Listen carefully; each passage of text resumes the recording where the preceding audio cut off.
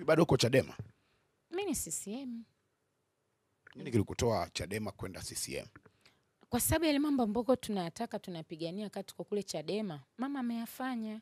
Asa niendelee kungangania kule nafanya nini jamani? Huyu mama watu upendo ambao unatuonesha. Imagine katika watu ambao wamenufanika na mkopo wa wasanii na mimi pia nimepata. Tena nimepewa nikiwa Chadema. Hajanibagua kwamba mtoto uko Chadema yuko wapi? Niko Chadema na nikapewa mkopo. Nikafanya vimaisha vyangu na maisha mengine yakaendelea na tunaendelea kulipa.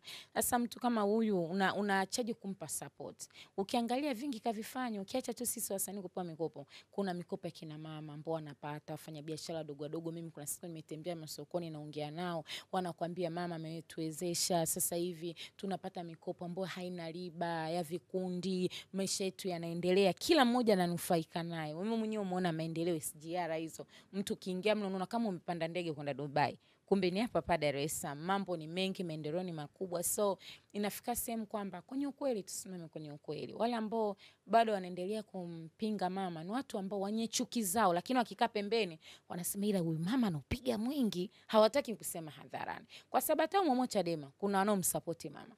Ila tu wanakaa kimya. Wakikaa na wale wenzao wale lakini akikaa pembeni, ila mama anaweza, mama anafanya kazi.